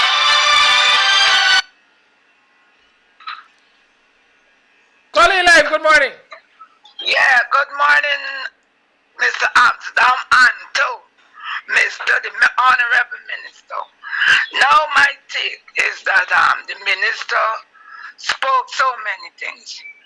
The first thing he spoke about the thing was the coalition and so. Now many persons joined the party. And because the problem, the forcing out and so, lots of people, members who got in there, because the coalition has been ousted, they have dropped and run away. Now, if you in the party and this happened, we should have still stayed in there and keep pressing to help the party out of this way that it is. About the prices and the backflow from the oil. Many people live in places and they do not want to plant. Afternoon they hanging out, morning they sporting. So some of these things that is being addressed on them, I think some of it, not all, we are accountable for what has happened. With the order with the woman who was actually taken to charge and carry to court. That is so. The 20 million cannot be paid to her because the concept, because you are now a felon, you cannot receive monies. About Bill Crosby, there is unknown thing. Them in like we Guyanese, we don't go to court. The slightest thing you do, the persons from those ABC countries, the thing you call them, the cosmopolitan countries, they know the art of suing. They know the entire art of suing. So them they will release it suddenly yesterday, the dollar sign. Bill Crosby mightn't even able to spend the money because he is gonna action them. And we as Guyanese, we learn everything America do, we does do because we does got summer. The only part of the thing we does got is summer. We must learn that from them. That as soon as we finish a case and the government say, oh, be sorry and we drop you out of the case, the next day they must fire a lawsuit against these people. The last point. Now Roxanne George is on a spiral to show that she is stealing. She ain't reading her mind now to give verdicts like with the police commission and this other land business. But you wait when it come back to the election petition and whatever, she is going to be reading her mind. And also must take the advice of the minister to fire our action against this thing what is going on. And that's what y'all have done there, what he said. He's not offering much advice on the program like what used to go on. I am glad that you have taken it.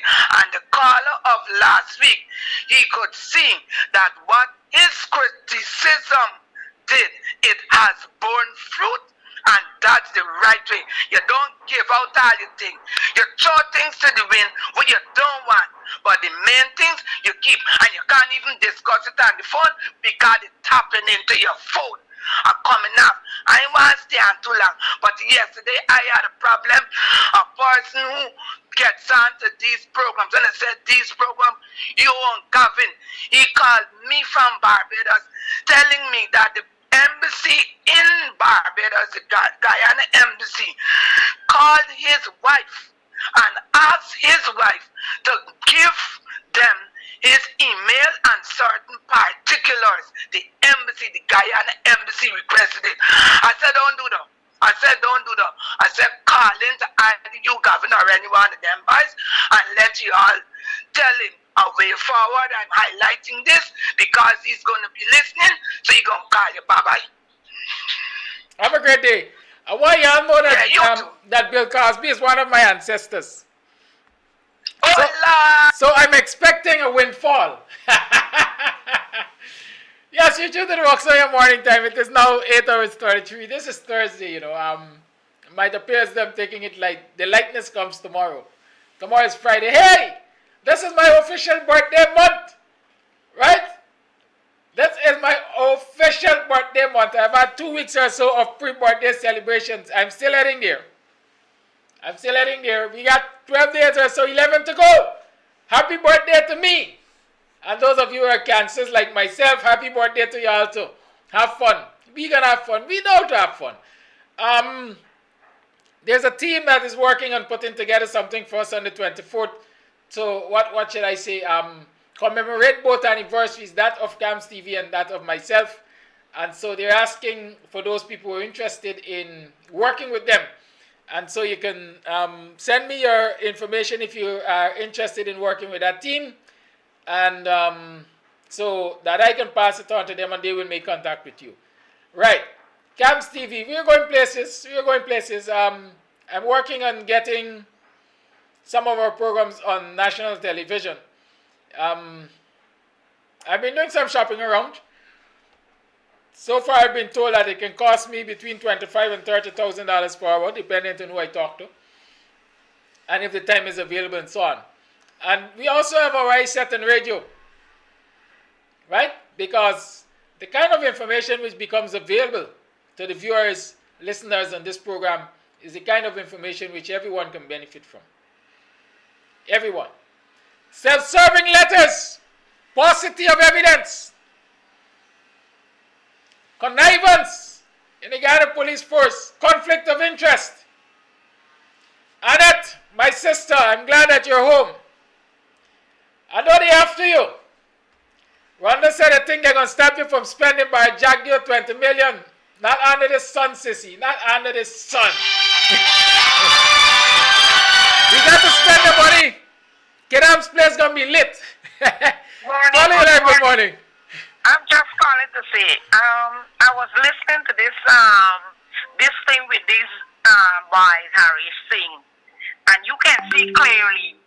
I want to know if 4 black men could kill 1 Indian guy, and I want to know if 3 Indians could kill 2 black pass by in that brutal way. This is what you want to do.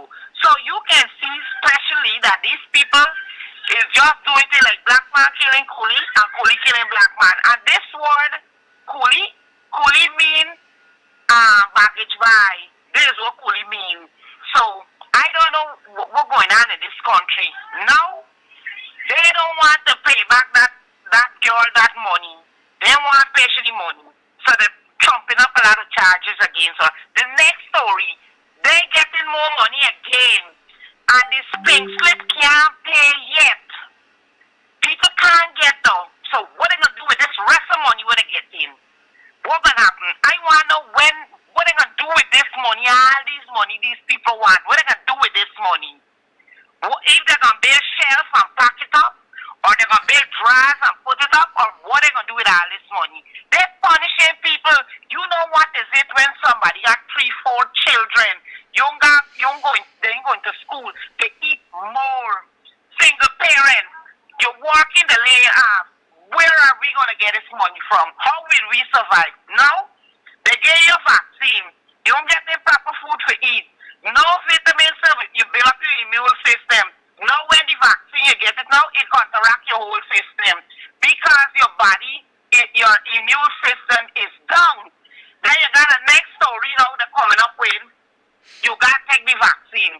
Give people, and one thing I was very disappointed with Mr. Ramsden saying, if that COVID money is so weak, we don't have to, you don't have to give nobody no vaccine and then give them the money. Give we money what belongs to we.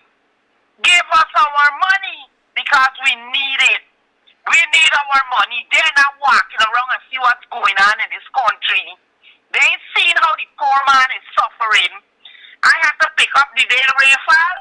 The water went up me whole house. I have to pack me chair them high and pick up the carpet. Who looking after that? Anybody got time with that? Nobody. So we in a tight situation right now. And we gotta do something. We gotta stand up. We gotta take we stand. Because this thing got no ending with these people. This is my take for today. Thank you. Only the poor man feel it. Yes, only the poor man feel it. Right? You guys have that trivia to deal with, but let me ask you something. Y'all think I should block Marcel Erskine? This is my birthday month. I get to do anything I want. Do you think I should block Marcel? Marcel, make a case to stay on this live, boy. You got into my nerves. Hold on. Someone wants me to play what? First Love is the Deepest. Is that what I'm hearing? This is not a morning request show. We don't play music here. We play music on Saturday. Saturday is the throwdown time. This is serious business we're talking. I mean, entertainment and relaxation is serious business too. Mental health is serious business. And so the Saturday program is to deal with mental health issues and so on. I mean, we got Marcel Erskine who we're dealing with every day. There's a mental health case. Right? I don't know why you don't see Dr. Biro or Biro, wherever the man is. Caller in live, good morning. Hello, good morning. Good morning to you. This is a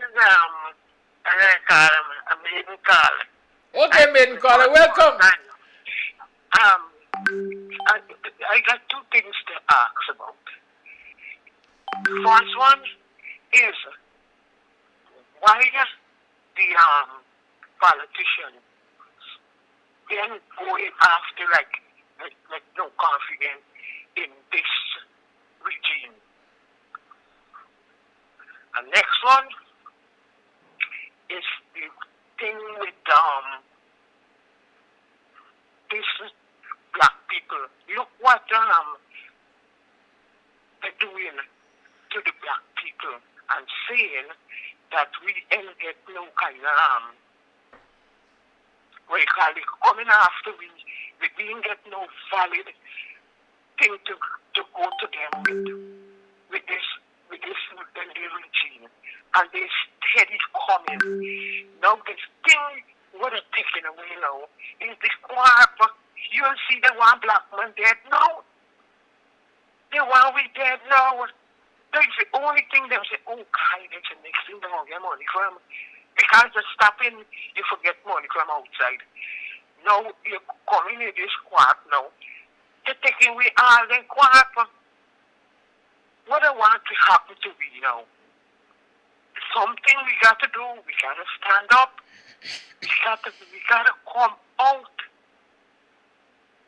Me is a first-time caller, and look, I'm telling you, I'm an old woman, 70 years now.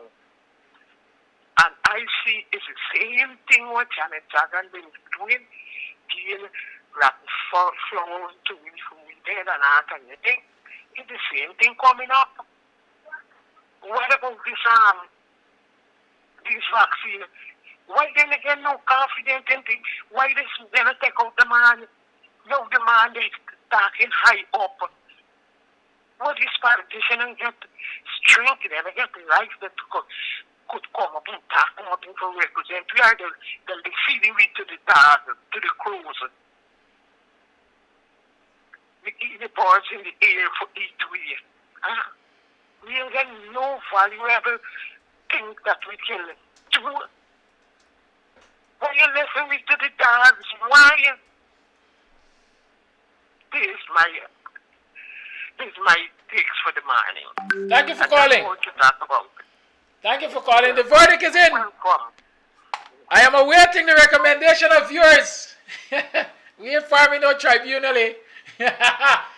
Marceline, show cause, girl, why you should not be blocked. You're robbing people of air. Come on. I'm waiting. Show cause.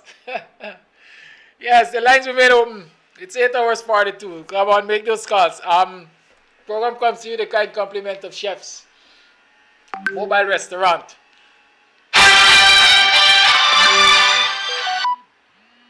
Call it live. Good morning. Call it live. Good morning. Man, I don't know this more. I don't know what to say with this government right now, eh? But a lot of worthlessness going on with this government. I'm studying if we should get the Pope Benedict. I don't know if you remember Pope Benedict. Pope Benedict from Durban Street Lodge. Yes. I'm trying to find out if we should get Pope Benedict to come and pray for these people. Colin, you listening to yourself or what, man? You're breaking up steady. No, man. No, what I'm saying, a lot of worthlessness going on in this government. Okay? And we don't know what more to do about them or say. But I know there's a Pope by the name of Benedict, Pope Benedict from Durban Street Lodge. I wonder if we should get him to come and pray for these people. I don't know if you're familiar with Pope Benedict. Well, I don't know. When you talk about Pope, I have the name wrong. Pope, he was once from Durban. He was once from the East Coast. well, I was starting to think about singing the song "Simply the Best." I think we gotta get the Pope to come and pray for these people, man. Something going wrong. That's what I have to say for today. Something is wrong. Things are right. Let me tell you something. Impress can help some people. I know if we make Dolce, it can be trouble. Some people want Jerry. Listen. They want Dolce name at all. So let me see if we could get Emmanuel for them, man. All right, bro. And then we can see the best. Let's see. All right, thanks. Yeah, Thank you man. very much. The last we made so some people want Dolce to pray for them. You see, the last time Dolce pray, maybe it's the last time the police had some semblance of peace. Some prayers do work, right? When you go to some pastors, they say you got an evil spirit. But all the time you recognize you got an evil spirit till the pastor start praying and you start talking in all kind of language and you get excessive strength and so on. Leave me alone. Caller, you live. Good morning. Good morning, Good morning, Kidackie. I think sometimes Mr. Jordan underplays his political potential. I mean, I gravitated to him at the last election campaign. He did a YouTube campaign at large, and I was surprised. I was asking myself, along with Aubrey Norton and Dr. Hines. Why aren't these guys put in the front line? And I think if the coalition is smart, they would send him and Hamilton Green as forerunners on a crusade. Because, I mean, he could break it down. I looked at YouTube about 3-4 times. And I was very impressed with him, the way he broke things down for the ordinary man. But, Kidackie, one point I have to make, a question I have. Why can't the illegality of the police association election be challenged in court?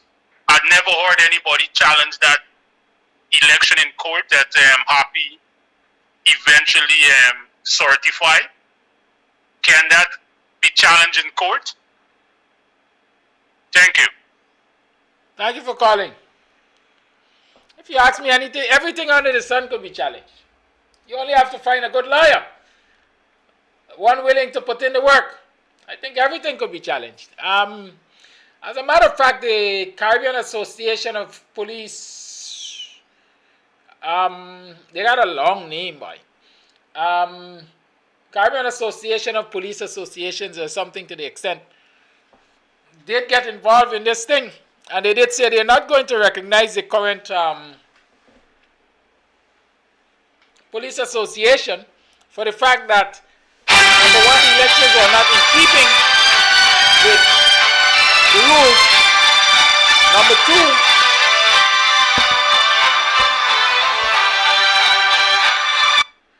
Number two,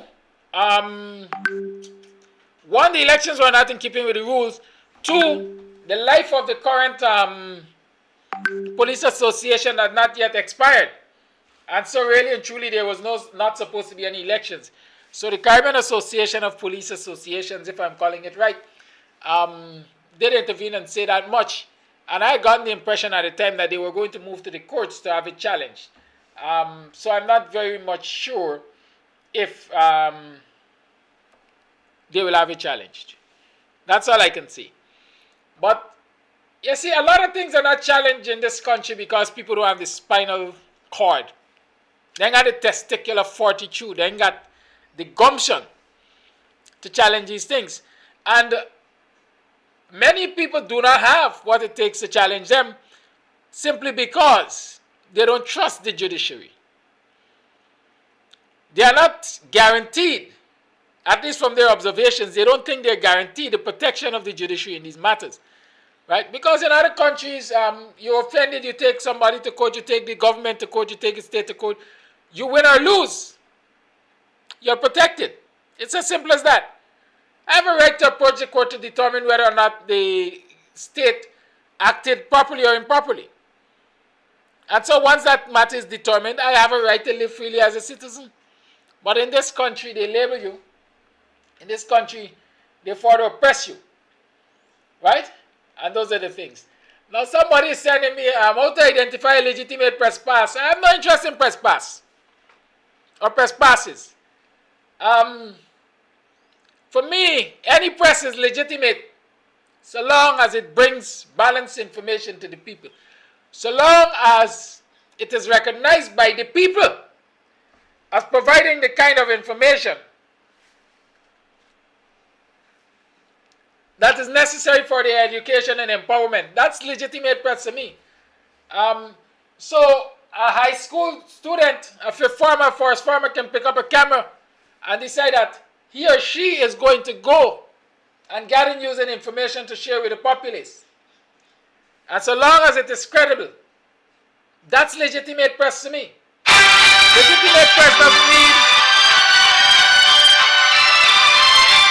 Legitimate press doesn't need high-rise buildings and fancy glass windows and so on and fancy vehicles. Bring the information to the people legitimately. Don't take pay to bring the information. And that legitimizes you. Caller, your live, good morning. Good morning, Kidackie.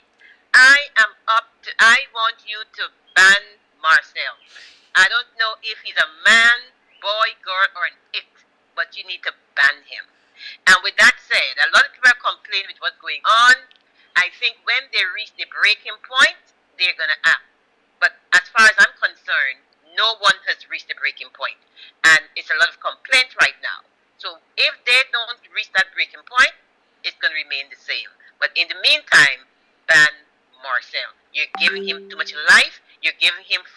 education, and he has to start paying for it. That is my contribution. Bye-bye. Thank you very much, caller. You see, I like that is why I like when people call and talk to me. Because as they say, you fry them with your own fat. Right? You fry them with your own fat. I like this caller. She has done two things to me. She has relieved me of the burden of having to ban Marcel. Understand this? I say to y'all all the time, I don't ban people. And I don't ban people because for as long as they listen, as long as they hear and they keep hearing things, some point in time, they're going to wake up. And the caller says, I'm giving him free education. Free education. Education is supposed to change your behavior. How does Marcel sleep at night? Or how does he go through his day? Are you telling me that he doesn't ponder anything that we discuss? That is what allows me to allow trolls to stay on the platform. Because I know we give them a lot to ponder. Do you still think you want to ban them? Given the fact that you know that they get a lot to ponder during the day? And at some point in time you might be helping them out of their intellectually laziness? Anyhow, all I'm saying, if it were up to me, I ain't got no interest in banning a soul. But if the viewers insist, because this is, remember, watch our logo, KAMS TV, the People's Station. If the owners of this station say ban Marcel, he's gone. I know who will ban him, I will just pass instructions on. Hold on, wait. Alright. June, this thing is not getting me gray, girl. I'm proud of my gray. Salt and pepper. I've always been gray. Calling live, good morning. Yes, good morning to you, sir. Okay. Hello? All right. So in regards to the Asians, I know the attempt that, well, not the attempt, but the implementation of the visa requirement. I mean, we need to look at this in a bigger picture because consider, so we know what the history of Haiti. Most people should know the history of Haiti and the effect that it had.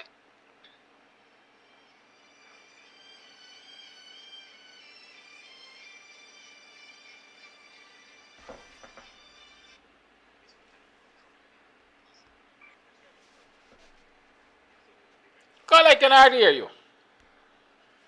Pardon? It's better now. Go ahead. Okay. Yeah. So they're trying to implement strategies to limit the travel of these Asians. And what I want us to say is that we need to be careful because one thing that I would say is that this is not an isolated event that I would assume. I think it's more of a forceful. For example, I wouldn't say like the UN, etc., but I know the US definitely plays a role in implementing such things. Cyril Lynch is here. We haven't heard anything from her in speaking against such, which means I assume that she's in support of it. Now, remember, they would have fought off and staved off these people from, based on history. So to implement that struggle, but one thing to say is that we, ourselves as Guyanese, need to look out for that because I figure when they're done with us, if we put up a continuous resistance in regards to what they want to implement within Guyana and the oppression of Africans or the other ethnicity against the other, they're going to try to put the same implementations upon us when we need to travel. You think it's going to stick just to the Haitians only? It's not going to stick just to the Haitians only. They already tried to divide the Caribbean countries, started by doing that, and then have us going against each other, which in that was to stave them off initially when it comes to economical growth, etc. for the Caribbean. So they're basically dismantling the Caribbean state, the Caribbean agreement, Chaguaramas agreement, and using those things to continue to break down this Caribbean area, and then using, like I said, simple things like the Haitians, etc. And we're going to be next. Most persons you're going to find it difficult to travel within certain countries alongside the COVID demands that they already have. We need to have that injection in terms of traveling, etc. So, like I said, we need to be careful and look at the bigger picture as to what their intentions are and how far they're willing to go with such. And obviously, we're going to know it is the African zone. But I assume it's going to extend to other people who differ in opinions, etc. Once they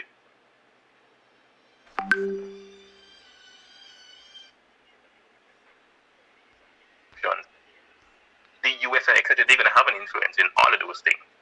So we need to be careful, like I said, and hope that they put a proper resistance, and I don't know if they could take matter to court or whatever the case is, or maybe the next government need to go in and remove such restrictions. But I hope that actions are taken in regards to that. Thank you. Thank you, caller. Yeah, so a discourse which is not important, quite frankly, is started. Maybe I contributed to that, to ban Marcel or not ban Marcel. I don't lose too much energy in that. I've said to viewers, I've said to persons on the platform all the time, we have to be adult enough to be able to cast a blind eye to that which we have no interest in. And so the likes of Marcel shall not be distracting to you. It's as simple as that. I don't allow Marcel to distract me. When I say anything to Marcel, it's because I choose to say anything to Marcel. Right? Not because he makes a lot of sense, but because, sometimes you need a lighter side of yourself. And that's what I do. I don't know why y'all taking this thing seriously. But ban Marcel, you're going to see Erskine Marcel come up instead of Marcel Erskine. So it really doesn't matter who you ban. They will come back with different profiles. At the end of the day, though, the information that we share here, the knowledge, is intended to help all. And we can't accuse others of intolerance and we ourselves be intolerant. It's as simple as that. Call in live, good morning. Hello, good morning, Kidackie. Good morning to you. Right.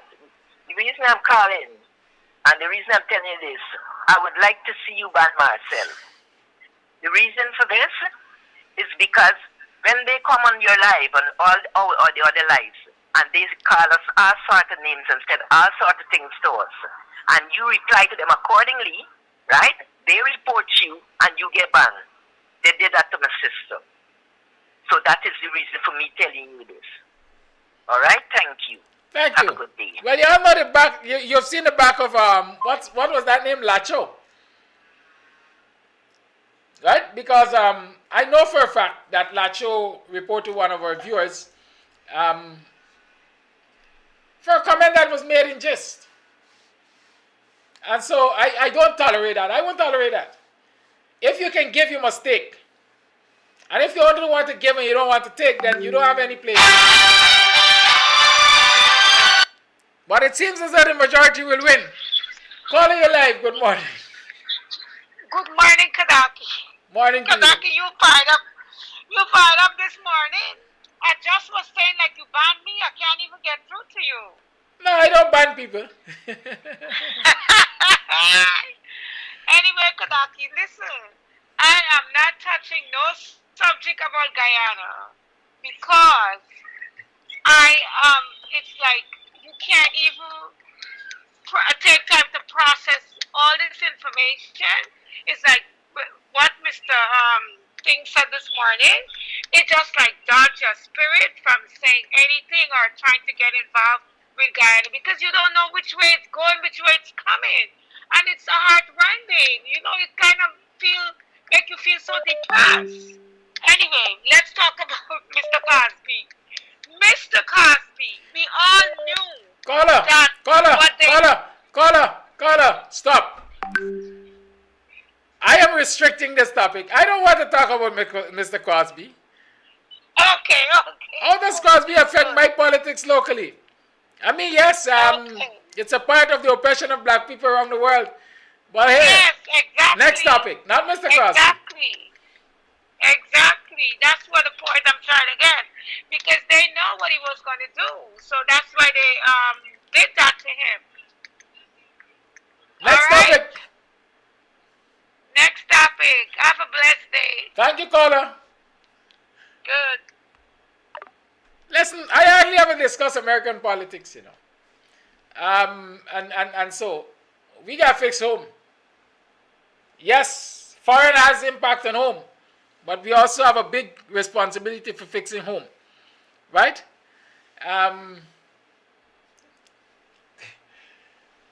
Cosby is one of my ancestors. He's going to get a lot of money. God bless his soul and his next generation, right? But don't let us spend our precious time on that. It's a minute after 9. It means that the program time has been up. It's time for me to leave. Tonight is Thursday night. Yeah. Tonight, 6:30 tonight.